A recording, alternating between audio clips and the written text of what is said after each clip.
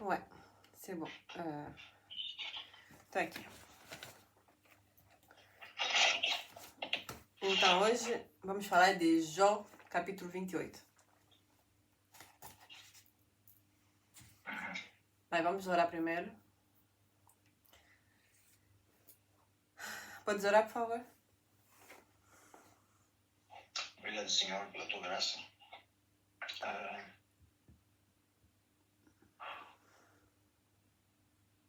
Sois loué, sois exalté, Seigneur Jésus, que tu puisses nous parler, Seigneur, du plus profond de ton cœur, pour que cela, Seigneur Jésus, puisse nous transformer, Seigneur. Et pas juste que ce soit une nourriture quotidienne, d'habitude, mais que vraiment cela puisse avoir un impact. Au nom de Jésus, Amém. Amém. Obrigada, Senhor, pela tua palavra que é viva, que é eficaz. Obrigada porque tu falas de um jeito ou de outro, ainda que o homem não entenda. Obrigada porque ainda te revelas a nós, ainda nos alimentas com a tua palavra. Senhor, peço que por tua graça tu me dirijas nesse estudo bíblico, nessa partilha, que o Senhor venha me dirigir, venha me colocar na minha boca as palavras certas, venha retirar de mim todas as filosofias minhas errôneas, Senhor, e que seja puramente a tua palavra, Jesus. Guia-me para a glória do teu nome, para o teu louvor, me permita partilhar aquilo que vem de ti, Senhor. Se não for o caso, não quero. Te peço em nome de Jesus. Amém. Jó, capítulo 28. Então, eu proponho que façamos primeiro uma leitura do capítulo e depois vamos a parte por parte. Né? Queres ler ou leio eu? Continue. Ok, je vais lire. Existem minas de prata e locais onde se refina ouro. O ferro é extraído da terra e do minério se funde o cobre. O homem dá fim à escuridão e vasculha os recônditos mais remotos em busca de minério nas mais escuras trevas. Longe das moradias ele cava um poço, em local esquecido pelos pés dos homens. Longe de todos ele se pendura e balança. A terra da qual vem o alimento é revolvida embaixo como que pelo fogo. Das suas rochas saem safiras e seu pó contém pepitas de ouro. Nenhuma ave de rapina conhece aquele caminho oculto. E os olhos do falcão, e os olhos de nenhum falcão o viram.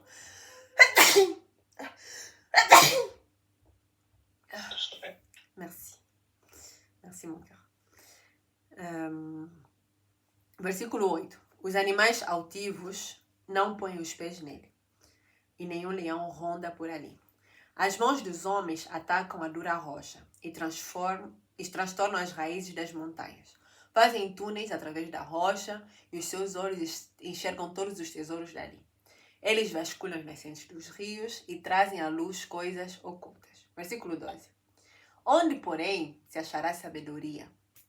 Onde habita o entendimento? O homem não percebe o valor da sabedoria. Ela não se encontra na terra dos viventes. O abismo diz, em mim não está. O mar diz, não está comigo. Não pode ser comparada mesmo com o ouro mais puro. Nem se pode pesar o seu preço, em prata. Não pode ser comprada nem com o ouro puro de Ofir, nem com precioso ônix, nem com safiras. O ouro e o cristal não se comparam com ela. É impossível tê-la em troca de joias de ouro. O coral e o jaspe nem merecem menção. O preço da sabedoria ultrapassa o dos rubis. O topázio da Etiópia não se compara com ela. Não se compra a sabedoria nem com ouro puro. De onde vem então a sabedoria? Onde habita o conhecimento?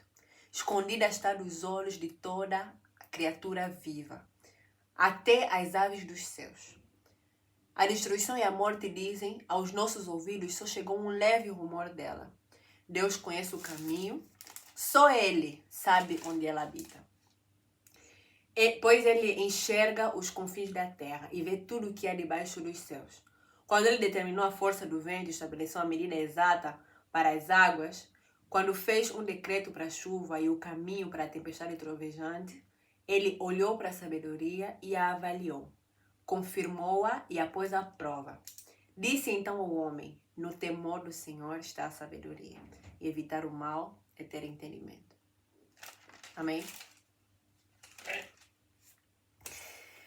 Então, né?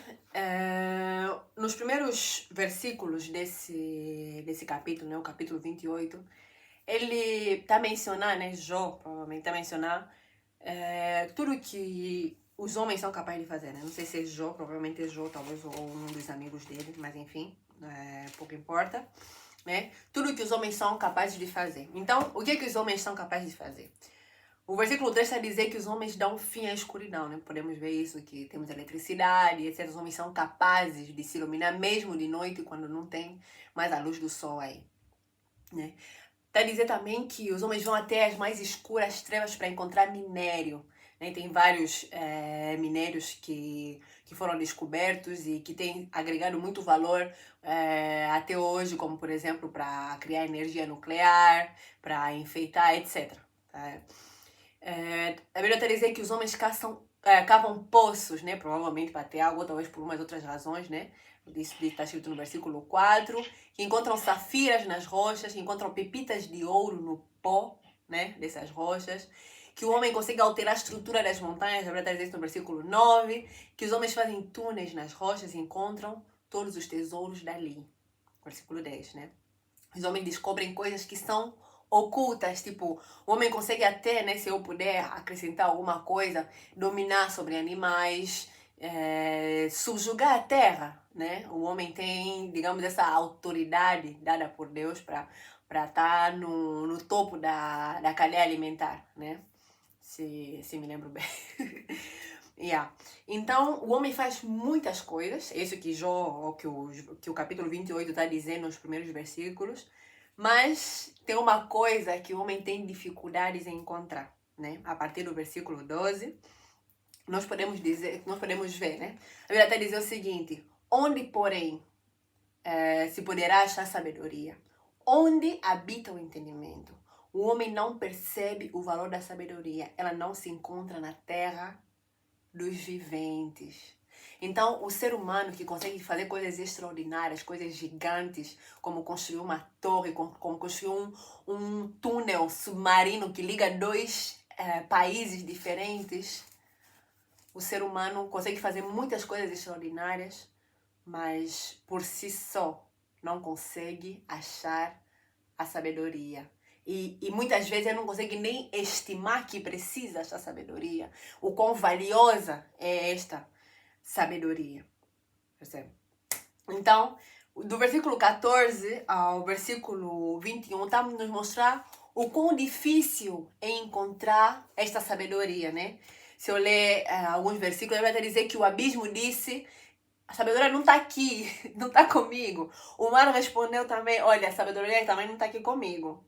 Tá vendo? E depois ele vai continuar, né? Vai falar de prata, de ouro, de cristal, de coral, jaspe, rubi, topázio, ouro puro, inclusive. Mas nenhum deles pode ser comparado à sabedoria e nenhum deles é capaz de comprar sabedoria. A sabedoria não pode ser trocada por nenhum deles, porque a sabedoria excede o valor deles, até do ouro puro, né? Que acho que 20 não sei quantos quilates, segundo o que eu ouvi falar, se bem me lembro, não consegue, né, ter mais valor do que a sabedoria. Só que uma coisa me chamou a atenção. No versículo 22, a Bíblia está dizendo o seguinte: a destruição e a morte dizem, aos nossos ouvidos só chegou um leve rumor dela. Esse versículo 22 me faz pensar no livro de Eclesiastes, capítulo 7, versículo 4. Pode ler, amor, por favor? Eclesiastes 7:4? Sim, por favor.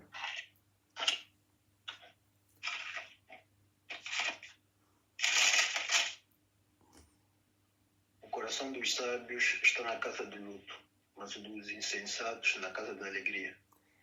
Yeah. Então, estamos a falar sobre sabedoria, né? Que a sabedoria estava rara, difícil de encontrar.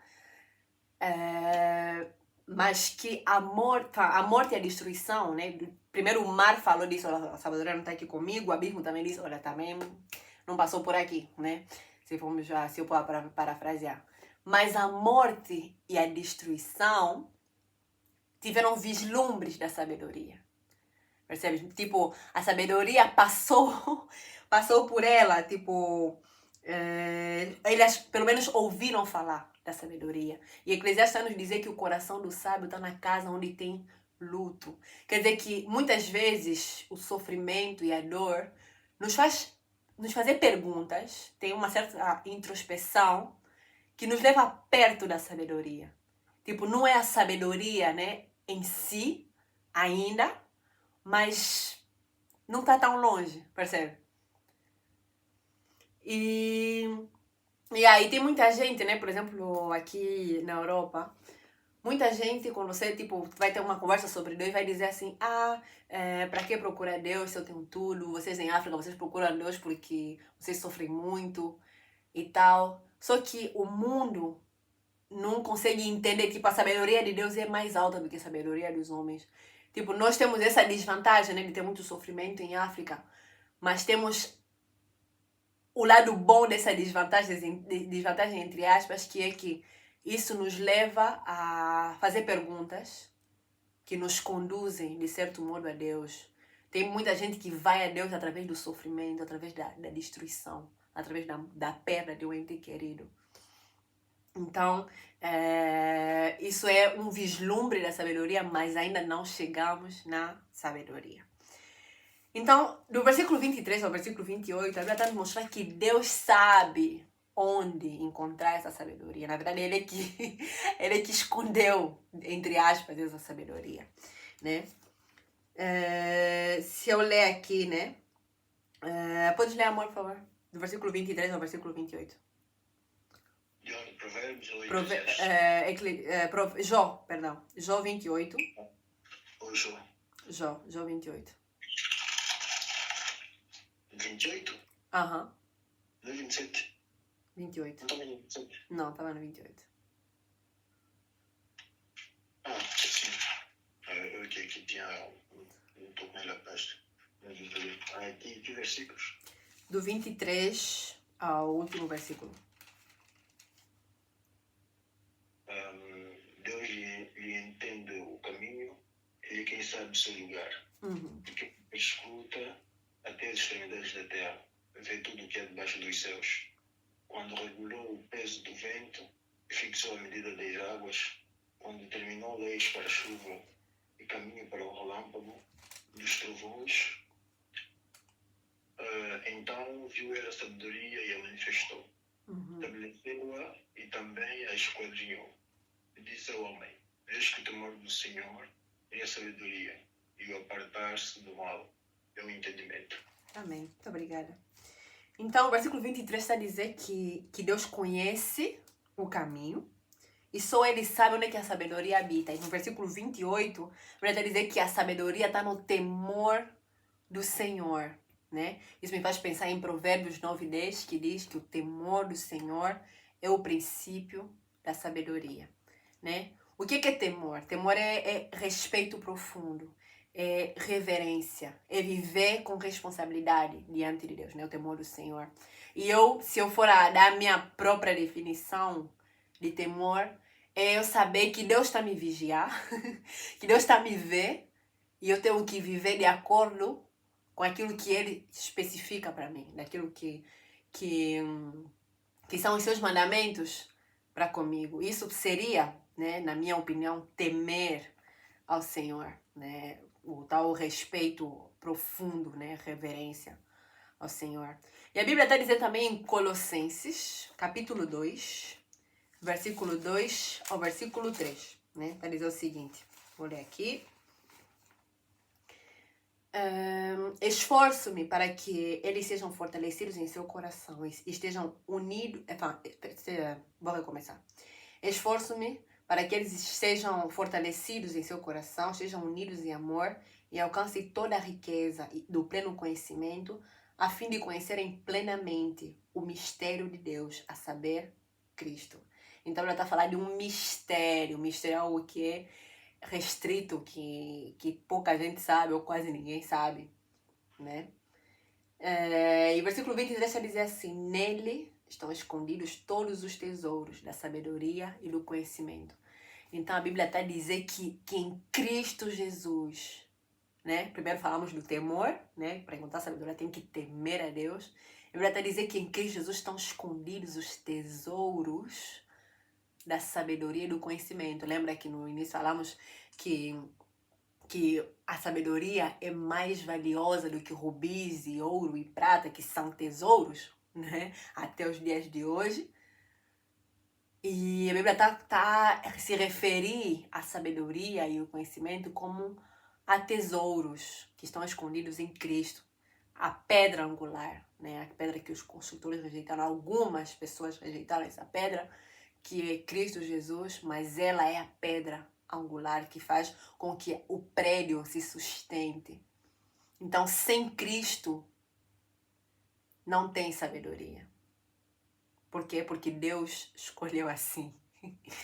Percebe? Então, que ligação podemos fazer entre Cristo e a sabedoria? Entre Cristo e o temor do Senhor, né? Cristo é aquele que é a palavra de Deus. A palavra de Deus é feita de mandamentos, é feita de instruções para nós. E temer a Deus é cumprir aquilo que Cristo falou, é cumprir a palavra dada pelo Senhor. Então, Deus hoje quer nos ensinar, né? Nós que somos simples, nós que talvez não temos fundos imundos, que sofremos, se bem que todo ser humano, de certo modo, sofre e tal, né? Mas Deus decidiu se revelar as coisas pequenas, né? Que somos nós. Então Deus disse assim para nós hoje: se você quer ser salvo, se você quer encontrar aquilo que aos homens comuns é difícil encontrar, que é a sabedoria, me tema, obedeça aos meus mandamentos, tenha Cristo em tua vida. Porque Cristo mostra, na verdade não é que ele mostra, Cristo é o caminho, perdão. É o caminho, a verdade e a vida. Então essa era a partilha de hoje.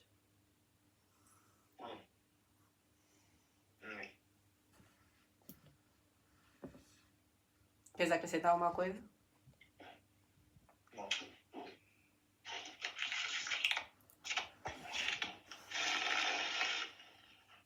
Podes orar, por favor?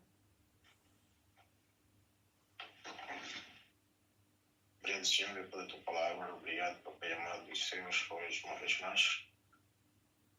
Refletimos, Papai dos céus, em torno da sabedoria, Papai dos céus. A palavra em Provérbios nos diz que o temor a ti, Papai amado, é o princípio da sabedoria, que o Papai dos céus, a verdadeira sabedoria, começa, Papai dos céus, com o temor a ti. Pai amado, eterno, muitas, Papai dos céus, ilusões sobre a filosofia, o mundo define, Papai amado. Mas, Papai dos céus, nós queremos guardar aquilo que vem, Papai dos céus, completamente. Em nome de Jesus. Ajuda-nos, Papai dos céus. Ajuda-nos, Papai amado, a te temer, Papai amado, de infracto sobre Deus, verdadeira, Pai amado dos céus, que agrada. Ajuda-nos, soberano Deus, também a sermos obedientes, Pai dos céus, tua palavra. Soberano Pai, em ti, Papai amado, seu Filho Jesus, estavam cachados todos os teus tesouros, Papai dos céus, da divindade, e Cristo Jesus nos apresentou, Papai amado, o Senhor, e nos permite, Pai amado dos céus, nos ressortir de pouvoir bénéficier, Pai amado, de sa grâce. Lui, en lui, Père éternel, dont toute la sagesse, Papa dos céus, est cachée, Père éternel. Deus eterno, ajude-nos, Pai do céu, a ter sabedoria, pois, Pai amado, no mundo em que vivemos, com tantas dificuldades, com tantas situações, Pai amado, diversas, precisamos, Pai amado, de sabedoria para tomar as melhores decisões em todas as áreas da nossa vida, soberano Deus, financeira, Pai dos céus, profissional e etc. No nome poderoso de Cristo Jesus, guarda-nos, Pai dos céus, e que essa palavra possa produzir frutos dignos. Amém. Pai dos céus, em nome de Jesus. Amém. Amém. Glória a Deus.